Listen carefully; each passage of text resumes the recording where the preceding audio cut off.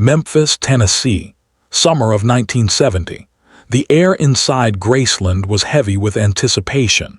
Outside, fans gathered beyond the gates, hoping for a glimpse of the king. But inside, something far more private was unfolding. A meeting between two legends that the world would not hear about for decades. Elvis Presley stood in the training room of his estate, arms crossed, watching the doorway. He wore dark sunglasses even indoors, his expression unreadable. Beside him stood Red West, his most trusted bodyguard, a former high school football player built like a truck. Red had protected Elvis for years. He'd seen trouble. He'd handled trouble. And he didn't believe in mysticism or movie magic. When BruceLee walked through that door, the room shifted. Bruce was smaller than expected, lean, compact. Dressed in simple black clothing, moving with a kind of quiet that felt louder than noise. He didn't swagger. He didn't announce himself. He simply arrived, and somehow everyone felt it. Elvis stepped forward and extended his hand. "Bruce, glad you could make it." Bruce shook it firmly, his eyes calm and aware. "It's an honor, Elvis." There were only 6 people in that room. Elvis, Bruce, Red West, 2 other bodyguards, and 1 assistant who stayed near the wall, silent and observant. No cameras, no press. This was private by design. Elvis had heard stories. Everyone had. BruceLee, the martial artist who moved faster than film could capture. The philosopher who spoke about water and formlessness. The man who claimed that traditional styles were limitations. Elvis was fascinated, but fascination wasn't the same as belief. "I've been training in karate for a while now," Elvis said, gesturing toward the mats on the floor. "Ed Parker's been teaching me." "But I wanted to meet you, see what you do." Bruce nodded. "I'd be happy to share." Red West watched from the side, arms folded across his chest. He didn't say anything yet, but his skepticism was obvious. He'd seen plenty of so-called tough guys, actors who played heroes on screen but couldn't handle themselves in real life. To him, Bruce looked like just another Hollywood performer. Bruce moved to the center of the room and began demonstrating. Not flashy, not theatrical, just precise, controlled movement. He explained his philosophy as he moved, how fighting wasn't about memorizing techniques, but about adapting in the moment. How speed came from relaxation, not tension. How power wasn't about size, but about timing and structure. Elvis leaned forward, genuinely interested. He asked questions. Bruce answered them simply, without ego. There was a mutual respect between them. 2 men at the top of their fields, curious about each other's mastery. But Red wasn't buying it. "Looks good," Red said, his voice cutting through the quiet. "But that's movie stuff, right? Choreographed. What happens when someone really comes at you?" Bruce turned to face him. No anger, no defensiveness, just calm acknowledgement.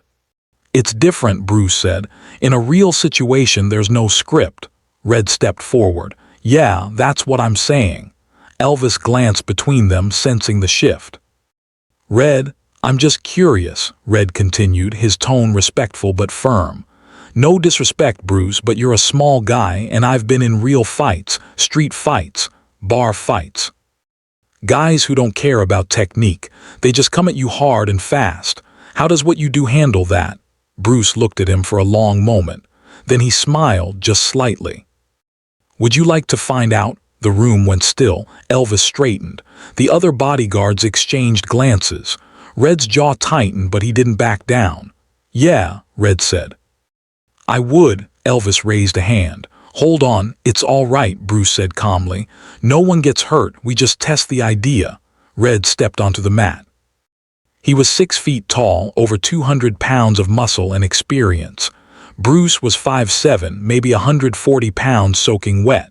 The size difference was undeniable. "Rules?" Red asked. "No rules," Bruce said.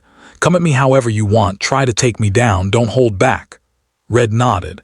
He respected that. He rolled his shoulders, loosened his neck, and set his stance. This wasn't about ego for him. It was about reality. He wanted to see if Bruce's skills were real or just for show. Elvis stood to the side, tension visible in his posture. The assistant in the corner held her breath. Red moved first. He came in fast, no warning, no hesitation. A hard, aggressive rush, exactly like he said. The kind of attack that had worked for him 100 times before. He reached for Bruce's shoulders, intending to grab, control, and overwhelm him with raw strength. But Bruce wasn't there. In less than a second, Bruce shifted just slightly. His body angled, his weight repositioned. Red's hands closed on air. Before Red could adjust, Bruce's hand touched his wrist.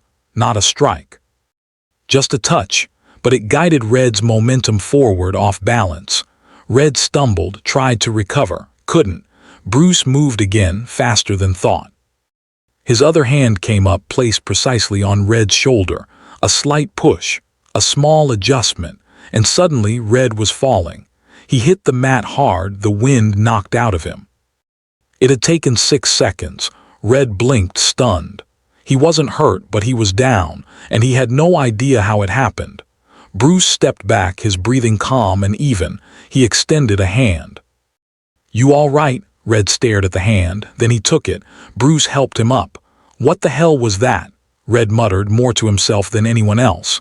"Efficiency," Bruce said simply. "No wasted movement, no force against force, just redirection." Red nodded slowly, still processing. Elvis stepped forward, his expression somewhere between shock and fascination. "That was unbelievable." Bruce turned to him, his demeanor unchanged. "It's not magic, Elvis. It's understanding how the body works, how balance works. Most people fight with tension. Tension makes you slow, makes you predictable." Red was still standing there, rubbing his shoulder. He wasn't embarrassed, he was curious. "I didn't even see it coming," he admitted. "I felt your hand and then I was on the ground. I don't understand how." Bruce gestured toward the mat. "Try again. This time I'll slow it down." Red hesitated, then nodded. He appreciated the respect Bruce was showing him, not gloating, not mocking, just teaching. They reset. This time Bruce moved at half speed. He guided Red through the same sequence, explaining each step, where the weight shifts, where the leverage comes from, how a small adjustment in angle creates a massive change in outcome. Red felt it this time. The precise moment where his own momentum became his enemy, where Bruce's touch, light as it was, redirected everything. "That's incredible," Red said, genuine admiration in his voice. "I've never felt anything like that." Elvis watched the entire exchange, his respect for Bruce deepening. This wasn't performance. This wasn't showmanship. This was mastery, quiet, efficient, and devastatingly effective. "How long did it take you to learn this?" Elvis asked. Bruce smiled. "I'm still learning, every day." Martial arts isn't a destination, it's a process. You refine, you adapt, you let go of what doesn't work. Elvis nodded thoughtfully. He'd spent his whole life perfecting his craft, music, performance, presence. He understood the pursuit of mastery, and he recognized it in Bruce. "Red," Elvis said, turning to his bodyguard. "You still think it's just movie stuff?" Red shook his head. "No, sir, that's real, that's as real as it gets." Bruce inclined his head respectfully. "Thank you for testing it, most people won't. They prefer to believe what they already think." Red extended his hand and Bruce shook it. There was no ego in the gesture, just mutual respect between two men who understood discipline and strength. The other bodyguards, who had been silent until now, exchanged looks. They'd seen Red handle grown men twice his size, and Bruce had handled him like it was nothing. Elvis sat down on a bench, his mind clearly working. "Bruce, can I ask you something?" "Of course. Why doesn't everyone train like this? If it's this effective, why isn't it everywhere?" Bruce leaned against the wall, considering his answer. "Because it's hard. Not physically, mentally.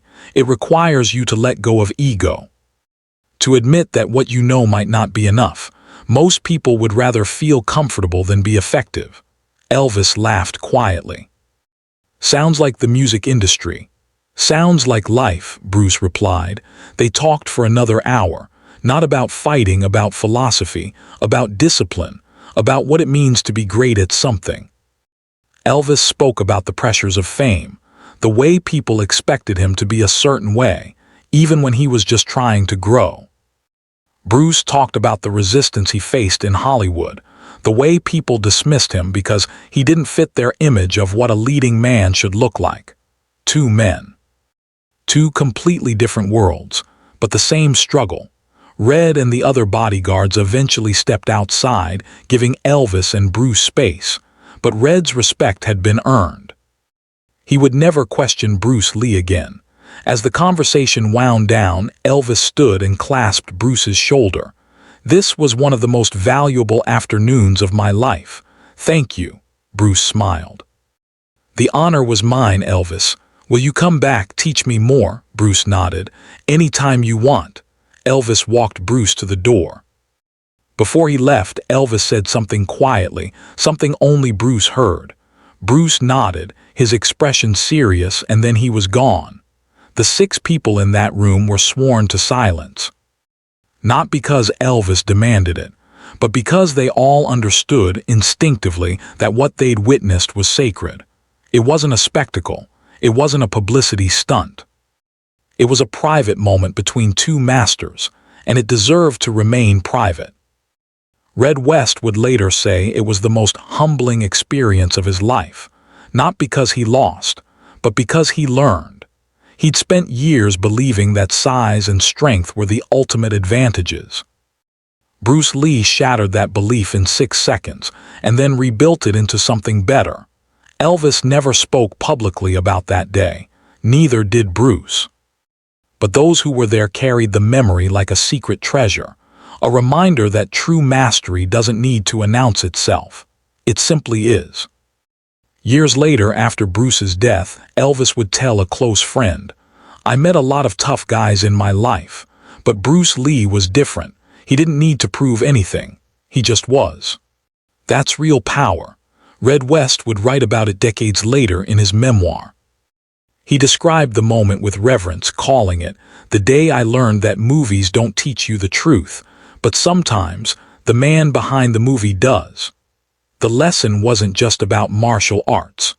It was about humility, about respect, about the difference between appearing strong and being strong. And it was about the quiet confidence that comes from knowing, truly knowing, that you don't need to convince anyone of what you're capable of. Because when the moment comes, your actions will speak louder than any words ever could. Elvis understood that, Red understood that, and Bruce embodied it. That day at Graceland, 6 people witnessed something extraordinary. Not a fight, not a performance, but a demonstration of what happens when discipline, skill, and humility converge. It lasted less than 20 seconds, but its impact would last a lifetime. What makes a moment legendary isn't always its scale. Sometimes it's the silence that follows. After Bruce left Graceland that day, the training room felt different, heavier, not with tension but with understanding. Red West sat on the bench, staring at his hands. The other bodyguards stood quietly, processing what they'd seen. Elvis leaned against the wall, arms crossed, his mind somewhere far away. No one spoke for a long time. Finally, Red broke the silence. "I've been in a lot of scraps, street fights, bar brawls, backstage chaos, and I've never felt that helpless." "You weren't helpless," Elvis said. "You just met someone better." Red nodded slowly. "Yeah, but it's more than that. He didn't hurt me. He could have, easily, but he didn't. He just controlled me. Like I was a kid." One of the other bodyguards spoke up. "I didn't even see him move.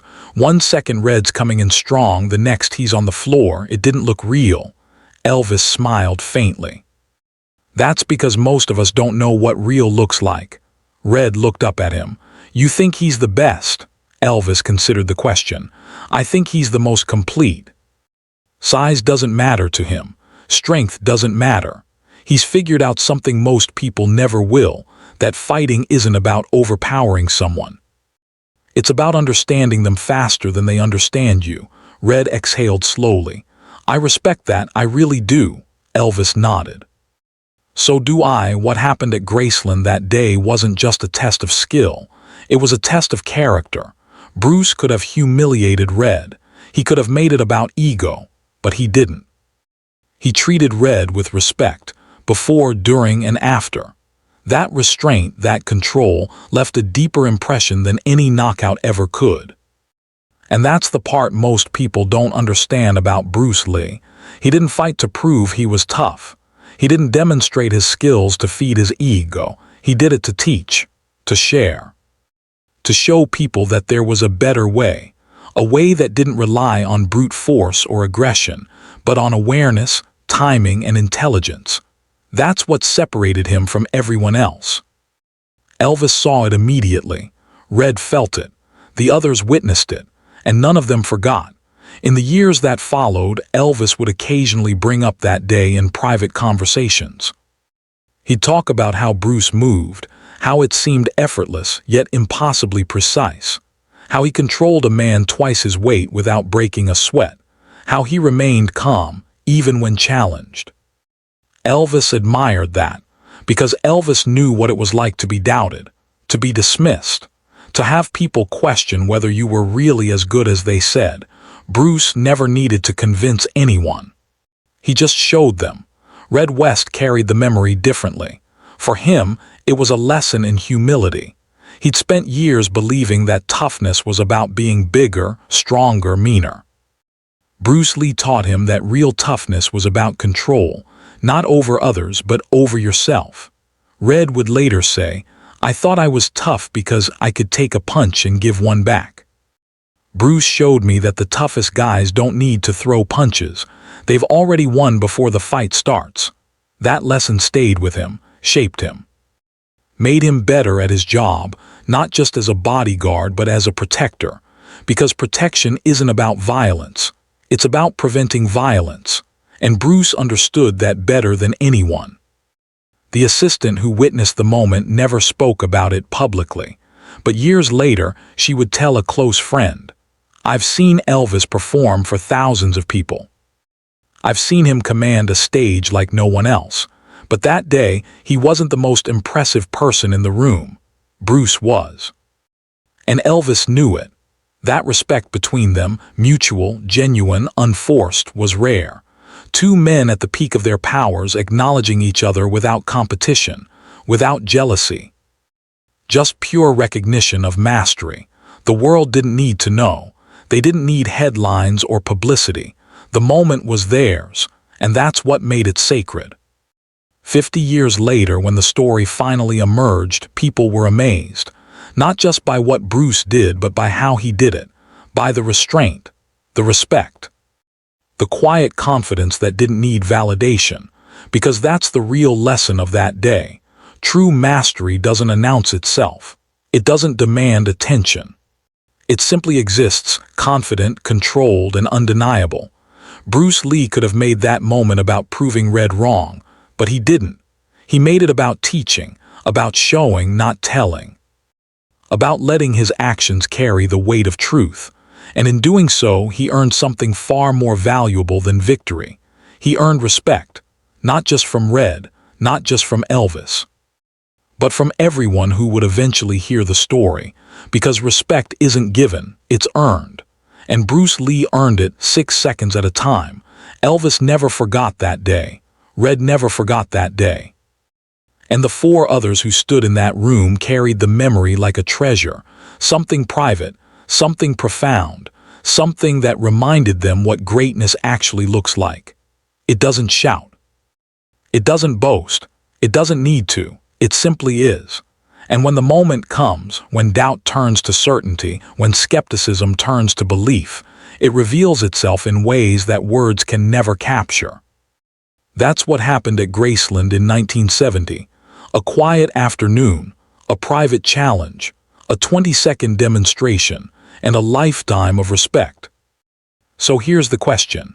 When was the last time you witnessed something so undeniable, so true, that it changed the way you saw the world?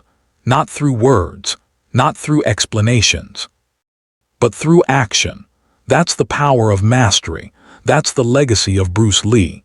And that's why 50 years later we're still talking about 6 seconds that changed everything.